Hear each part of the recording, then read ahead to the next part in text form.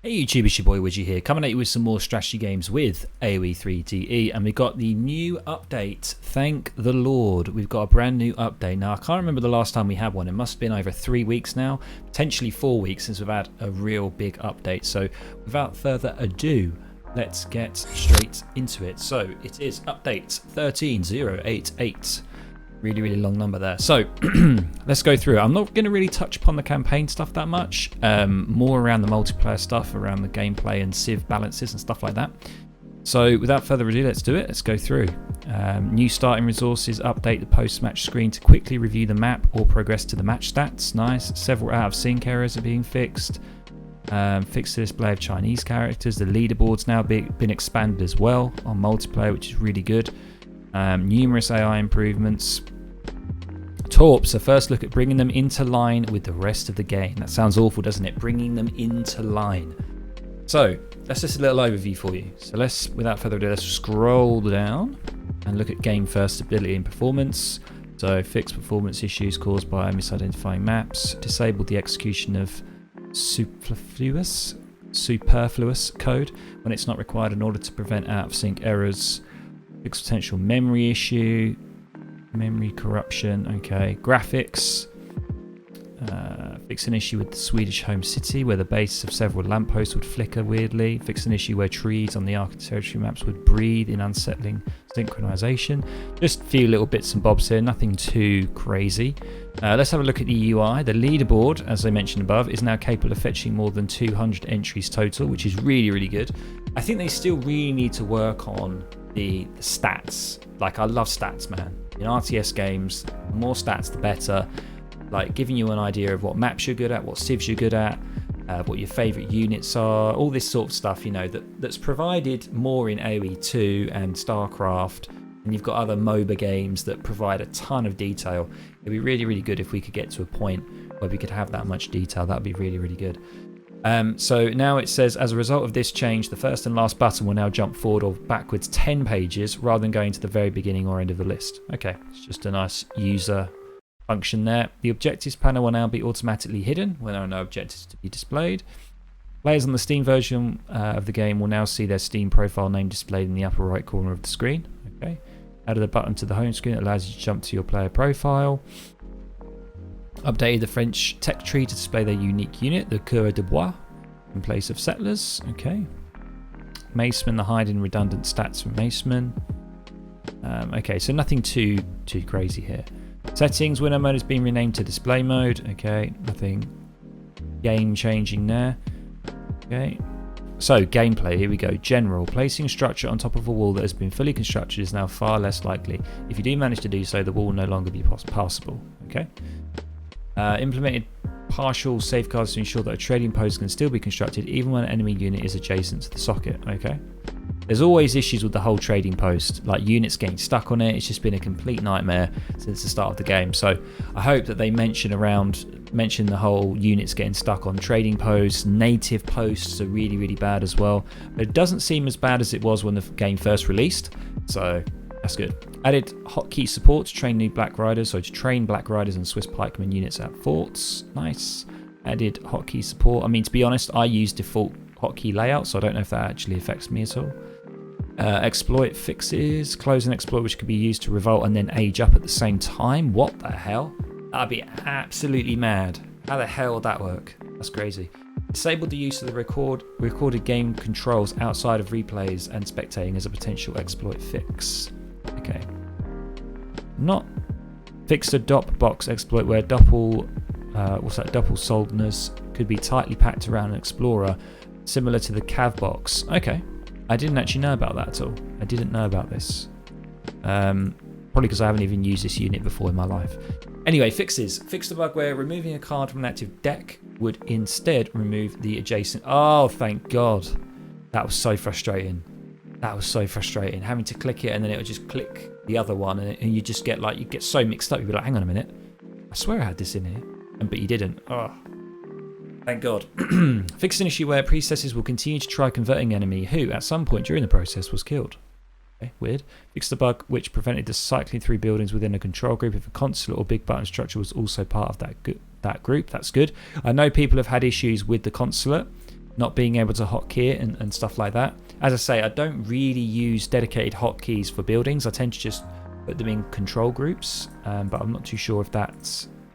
Maybe we're able to do that now on the console, I'm not sure. Fix a certain type of tree which would not fall on the Alaska and Rocky maps. Interesting. Fix an issue which would allow AI prompts to be sent by human players. Campaign, as I say, not going to really go over too much around the campaign. Feel free to have a look at this yourself. I'm going to move down to Civ Balance, so the big one. There's some general balances here. So we've got units and buildings. Abstract Coyote Man. The game now refers to this unit class as hand shock infantry. When displaying the effects of upgrades similar to the hand cavalry classification, content affected by this change has been adjusted accordingly. Okay. Rattan shields. The good old rattan shields and tide claws have been assigned the hand shock infantry tag. Okay, cool. Frontier fortifications. Corrected shock infantry multipliers from 1.5 to 1.3. Okay. Native scout and the Chasque. Their damage deficiency versus villager is now removed upon sending the advanced scouts or Amira support card, as opposed to being automatically improved upon reaching the commerce age. Okay, so that basically, because I know that you can use native scouts, there is an exploit to use a lot of native scouts, and essentially it's a big cheese sort of play, especially in team games where you just constantly build native scouts, because you know they don't really have, there's no real multiplier against them. They're not really classed as anything. They haven't really been assigned anything, so native scout abuse can be quite prevalent, especially with the Chasque as well. You can use Chasques to pick off villagers here and there, so that's good to know. Pirate corrected shock infantry multiplier from 4 to 2.8. Damn, that is a hefty hit there. I mean, I don't really use the pirates, but okay, that's a good thing to bear in mind. Privateer, following a revolution as the Barbary states, the privateer can now properly train falconets, culverins, and all units trainable via the galleon. That's good. Tiger Claw, an erroneous infantry tag has been removed from the unit. This means they are no longer counted by artillery and other units which normally counter infantry, but rather act as shock infantry in the counter system. Okay, that could be quite a big thing, especially for India, playing a tiger, using Tiger Claws. Okay, that definitely could make them... That's probably a buff, right? Yeah. It means they are no longer countered by artillery and other units which normally counter infantry, but rather act as shock infantry within the counter system. Okay. Artillery still... No, artillery don't really do much damage to shock infantry. Not as much. Okay. Interesting. Cards. Extensive fortification cards which enable additional frontier fortifications to be constructed, such as the outposts, war huts, castles, noble huts. Adjusted. A variant of the card is now available to all civilizations. Interesting. Access to the card has been moved from the commerce to the exploration age. Okay. Cards now increase the build limits by 100%, effectively doubling the number of frontier defenses that can be built. That's pretty crazy. The 25% bonus to hit points granted to outposts now applies to all fortifications. Okay, so potentially could be a viable card to take. I've never really used this fortifications card at all, to be honest, but that's just me. I never really needed to use it. I don't know why, but there you go. Okay, so these are the big ones. You've got the Inca Indians and the Swedes. So really big changes on here, primarily with the Inca and Swede. So first up is Inca, units and buildings. Following adjustments have been made to the Maceman unit, so the big heavy infantry unit that does quite a lot of siege damage and pretty much has a massive splash of sort of like a splash attack. Siege attack is now properly halved when in cover mode, can now target naval units. Okay, that's kind of crazy. I mean, I don't think the Macemen are going to be that effective against naval units. I mean, because they're very slow moving, they don't have ranged, but potentially, yeah, could be quite good. Siege attack is now properly halved when in cover mode. I never really used the Macemen in cover mode. I always forget that you have these different abilities that you can do in combat, and I do always forget that with some units, but I think cover mode reduces your increases your range resistance. So yeah, definitely halving the siege attack is definitely a nerf to the Macemen. Other updates: well, the Chasque can no longer construct native embassies for the purpose of treaty balance. Okay. The Kalanka, which is like the advanced military building, updated the unit types which can be garrisoned to prevent certain military units from being left out. Note that abstract artillery units are still left out. Okay, that's fine. I think abstract artillery must be the Araka, potentially. Plumed spearmen. So this is a big one here. So this is going to probably mean that Inca aren't going to be as viable rushing in Age 2. they're probably going to be forced to go up into fortress, because normally you'd have a standard sort of rush where you'd have 5 plumed, you get 6 plumed spearmen out of the TC as a home city shipment. I think it's 5 or 6, and then you maybe train up a few more and you push with some bowmen, and the fact that their damage is so high in like age 2, it means you can really put on the pressure, especially taking down torps, shrines and stuff like that. So yeah, so I think this is definitely a good change. This change is largely aimed at making base trades less effective in team games, while creating opportunities for siege units such as the Baraka and Macemen to be used. Yeah, I think that's definitely a good change. I do like the Haraka unit. I think it's pretty cool. It's really the only answer to artillery as well, apart from you've got the Chimney Runners as well that you can try and use to flank artillery and stuff. But the Haraka's kind of a cool unit.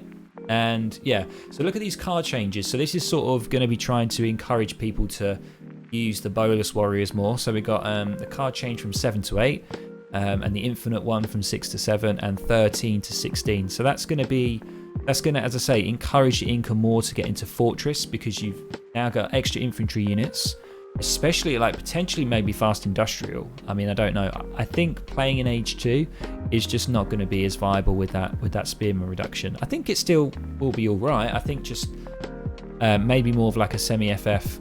An FF will see more than like an Age 2 sort of rush.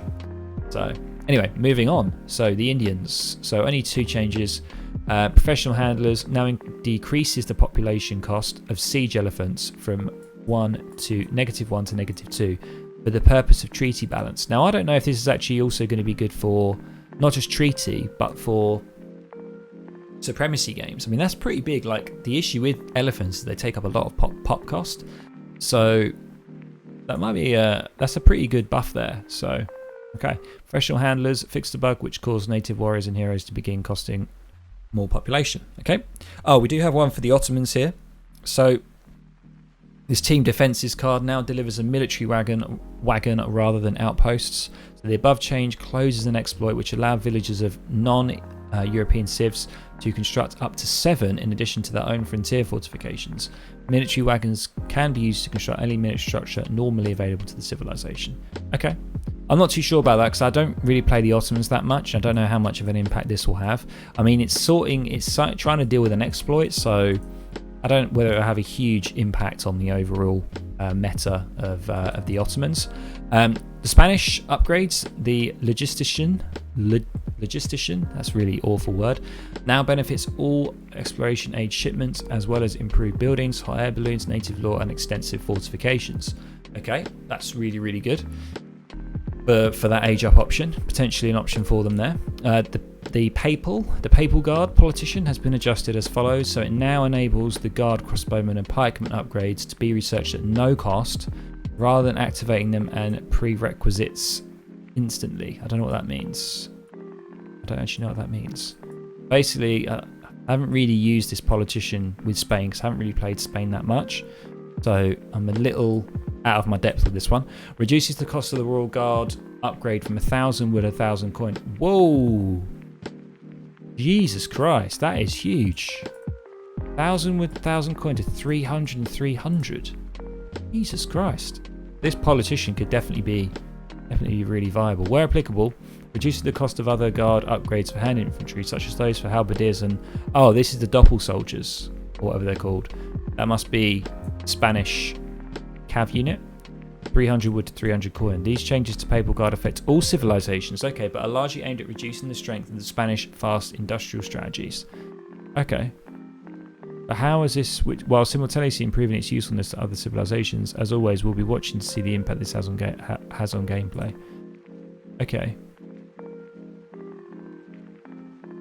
That's kind of interesting, because to me it looks like these are buffs, so I don't know how this will reduce the strength of the Spanish fast industrial. Does it mean that you have to upgrade them even though they cost nothing? You still have to wait for them to be upgraded? It's not instant? I'm not too sure. Maybe you guys can let me know down in the comments below. Maybe I'm just being a bit stupid here. I'm not too sure about that one. The Swedes. So this is kind of big. Because everybody's moaning about the lamer. People who lame Sweden. People moan about Swedes, Inca, Japan. they're probably the top 3 I think that people moan about the most. So here we go. Civilization added a wood crate and removed a food crate from the starting resource piles. So this is basically going to mean that it's going to take them a little bit longer, I imagine, to age up into age 2 at the start. So that will delay their fast fortress. So Jaegers, Black Riders and Landsknechts, I think, can now be recruited from the saloon as a default Civ feature. Okay. I don't know what impact that's going to have, whether that's going to be good or not. Might be quite good for them if they go for a saloon. Units and buildings. So the good old torp has been adjusted. So increase the placement restriction radius, so you can only put 4 around a single mine. So what's this going to force Swedes to do is to push out further onto the map and expose themselves further to attack, to raids, not to raids, but to like aggression from the enemy, because they can't just sort of keep tightly knit around their base and try and boom that way. So it's going to force them to push out more, and that's going to be more risky for them. So I like that change. That's a good one. Yes, it will generally require Sweden to spread their torps out over a wider area of the map. Cost has been increased as well. This is really, really good. It's only 10 extra wood, but I tell you what, it all adds up. Reduce the amount of food in spawned berry bushes. Okay, that's really big as well. This basically means that you'll have to bear in mind a lot more about food. So you've got to really bear that in mind, that you've got to plan for it, because the minute your berry bushes run out, that's the transition that you need to make sure that you start focusing more on food gathering, so hunts and stuff like that, rather than relying on your torps. Berry bushes now have a build limit of 30 to prevent the body blocking of enemies during long matches, such as in an FFA. Okay. Berry bushes now respect rally points, allowing them to be planted in more convenient directions if desired. Okay. The Carolean, here we go, the good old Carolean. So you've got the classic abuse at the moment where people will just pretty much make Caroleans and leather cannons, and that's pretty much all you get from Sweden. Sometimes you get Jaegers, but it's pretty much Carolean leather cannon. That's pretty much all I see right now. So the range has been increased. So originally when I saw this, I was like, oh god. However, Veteran Guard and Imperial upgrades no longer grant +1 range, which is pretty big. That means that, you know, the Swedes obviously tend to go like fast fortress and potentially fast industrial, and now those upgrades are not going to be, well, they're just going to be completely irrelevant for the Carolean. So it's really, really big nerf. Even though the range is increased to 12, I imagine, yeah, so originally you could get the Carolean up to 13 range just from those Veteran Guard and Imperial upgrades, but now you're only going to have 12 max.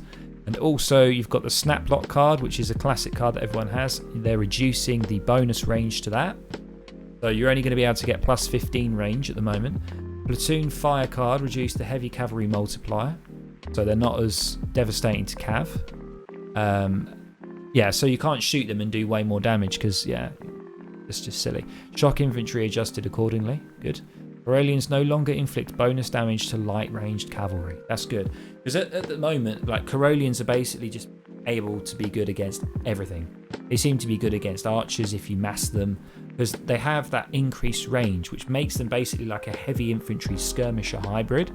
They've got super range and they're heavy infantry as well, with a higher health pool. So with this reduction to range, and also the reduction on the heavy cav multiplier, and the bonus damage reduction to the light ranged cavalry, it means that, like, you'll have like maybe like Reiters and Dragoons might have more of a chance in a matchup against them. So that's a good change, I think. I don't think it's an insane nerf to Swedes. I think it's definitely a nerf, and it's going to make people think about it a bit more. Their eco's going to be damaged a lot, but I don't think it's earth-shattering, to be honest. I think it's definitely substantial, but not to the point of where they're like right on the bottom of the pile. I think this is a good change. Additional unit balances, so the Hakapalit, which is basically I think this is the light range cavalry unit, isn't it? Yeah. Increased range resistance, that's really, really good. The Harkebusier has been adjusted accordingly. Leather cannon can now be trained from forts as intended. Okay, cool. Upgrades. Mercenary contractor now allows Jaegers and Black Riders to be trained from regular military buildings. Oh, that's good. I don't know whether they had that before. The mercenary contractor now allows Jaegers and Black Riders. So maybe we might have more of a Jaeger play. So Jaegers might be involved a lot more in the game now. I mean, they were originally, but like majority of the time you just see Carolians, but maybe Jaegers will have a chance. Cards. So we have a new card for Swedes, 3 Hussars. This might be quite good for them if they want to go Fast Fortress. Get that 3 Hussar card out and use it potentially to harass, do some raids, scouting, stuff like that. So that card might be quite useful, not too sure. All contract cards now unlock the ability to recruit any mercenaries they deliver from regular military buildings. Okay, related hotkeys have been adjusted accordingly. Okay, that's kind of crazy. So any contract card can unlock the ability to recruit any mercenaries from regular military buildings. That's mad. Contract Fusilier reduced. So this Contract Fusilier, for example, you'll now be able to, once it's done, it will unlock it and you'll be able to just constantly keep getting them out of the barracks. Reduce the cost from 700 to 400 and reduce the number from 4 to 3. Since Carolians no longer counter light range cavalry, this change aims to make Fusiliers more accessible in the commerce without changing the overall resource value of the shipment. That's actually quite good. Yeah. So hopefully we'll start seeing some different units. We'll start seeing Jaegers, we'll start seeing Fusiliers. The Fusiliers, I can't remember whether they're heavy infantry. I think they are, but they do more damage to light range cav. Can't remember Fusiliers, but that's good. So hopefully we'll start to see some of the other units that Swedes can offer, rather than just like a leather cannon and Carolian. Good. The Ingolsberg Ironworks reduced the coin gathering rate. Okay. Wow, that's a big one. That's substantial. Blackberries can now be resent upon reaching the Imperial Age. Ooh.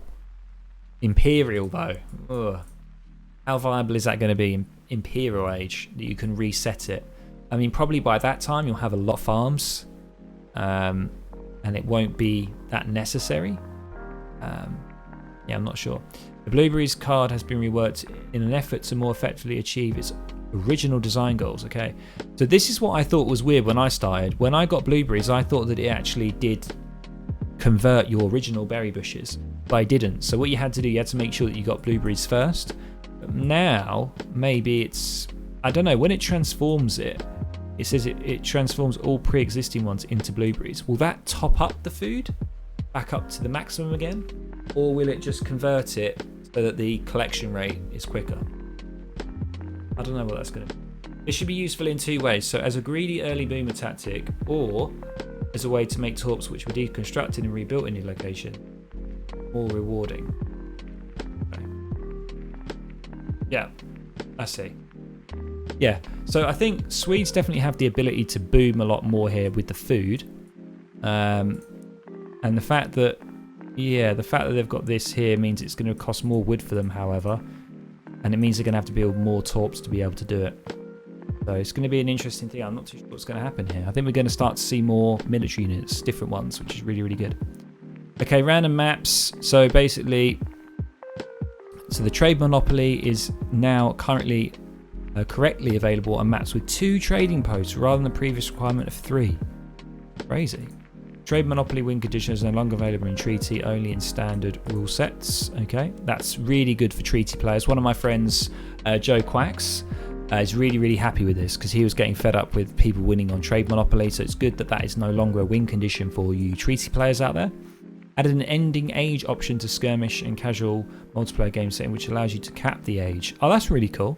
I like that. So you can sort of fight in age 3 indefinitely. That's quite a cool thing to do. Added the starting resource option. That's really good as well. I like this. Yep. Everyone starts with the same random amount between 0 and 20,000 of each resource. That's kind of cool. Okay, so lots of options here for like community games and stuff like that, and switching things up. That's quite cool. I like that. Map balances. Okay, so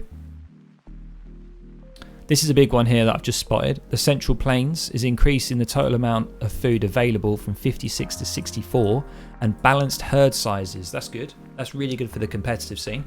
Proportional adjustments have been made to team game. Nice. That's good. Inca now properly spawn with a community plaza instead of a saloon. Okay, that's good. Patagonia added an additional whale node and additional fish to sea. Okay, so it makes Patagonia more viable for sea, definitely. What else? Central plane fixed the bug which could prevent the trade route sockets from spawning. Okay. So not added a small starting group of turkeys for each player in Bayo. Okay, that's cool. Okay. I like those map balances. Very, very nice. Lobbies and matchmaking. We're nearly there. Ranked, treaty, and team games will now pick from their own map pools. Added a host game button to the browse games. That's good. Yep. Added a new option for closest region. This is really, really good. Now, I don't know whether this is for ranked. I think it might be. So you just look around, so for ping and stuff like that for your reception and your network. This is really, really good, especially if you're like in an unusual place in the world. Having the closest region will really, really help. I like that. Selecting random civ, yeah, in a multiplayer match will now display the home city level as question mark. That's really, really good because what it means is, I mean, it's good and bad because if you have like a lobby and someone comes in and they see that you're really high level, like your home city's really, it will put them off and they will leave. So what we used to do is, as I say, we used to go random. The issue is that they can still see that number. So going random sort of gives the person who's come in an idea that, okay, you know, the only issue is that they won't know how experienced they are because they've gone random. So I don't know. Pros and cons to that, I think. The ability to set a custom scenario is free for all, as well as the ability to manually adjust the teams. That's cool. This is good as well. Tuned the network catch-up code, so we don't have DCs and stuff in team games with slower CPUs. I like this. Some AI improvements that I'm not really going to go over too much. Modding, I'm not going to go over that much, to be honest. And ongoing investigation. Oh, look what we have. Attack move, optimization, and fixes. So this is something that it's kind of annoying because I thought they would have fixed it by now, but they still haven't.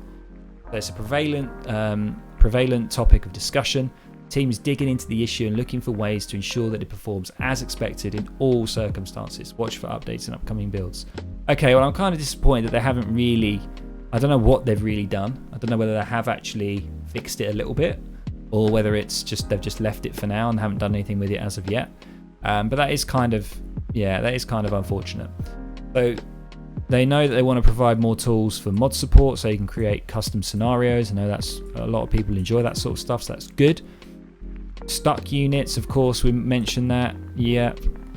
So they're saying that, you know, please add a thread if you see it, screenshot of it. They're continuing to work on it. Crashes as well. Crashes, disconnects, drops, performance problems.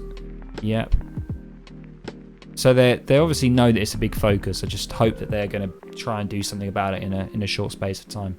Windows Store, crash when clicking mods tab. Okay, so they're aware of that. And community reported issues. So there we go. Oh look, first thing, not a single buff for China. China is doing terribly, starting with 200 food and 300 wood. Meanwhile, Japan starts with 500 and 300. I mean, that's kind of crazy. That is crazy. I don't know why they haven't sorted China out. China is pretty poor at the moment. But there you go. There's the first comment of the day. Still someone moaning about it and about Skull Knight speed as well with the Aztecs. But civs like France can do 12-10 for equality, having either 4 Curie de Bois faster or sending 3 Hussars before China. The entire community knows that China is too slow and expected buffs to China. Maceman is now straight up better than Skull Knight. Straight up better Skull Knight with more speed. Snare and Inca having access to multiple buffs to movement speed. Yeah. So Macemen are actually more viable than Skull Knights. Yeah, so as I say, that's actually a good point that guy said there. I still think that I'm kind of disappointed that they haven't really addressed the whole issue around attack move. The stuck units, I don't have that problem that much. I still have pathing issues in game that really annoy me, especially with artillery pieces. Really, really annoying. But we'll just have to see. We'll have to see what happens. I think, yeah, definitely there's no buff to China, which kind of sucks. And also around Aztecs with the Skull Knights, as that guy mentioned. So who knows? Hopefully we will see something, but it's not in this update, I'm afraid. So I hope you guys really enjoyed that. A little rundown there of the update and my thoughts on it and what's going to happen and how it's going to change for the sort of the 1v1 meta primarily. So yeah, so let me know what you think in the comments below. Drop a like for your boy. So it really, really helps the channel. And your support has been absolutely awesome, as I always say in every video, but I really, really mean it. It's been absolutely amazing. Your guys' support, comments, and love for the videos that I make. So keep doing it. Don't you worry, guys. So have a good morning, good afternoon, good evening, wherever you are, and I'll see you in the next video. Catch you guys later.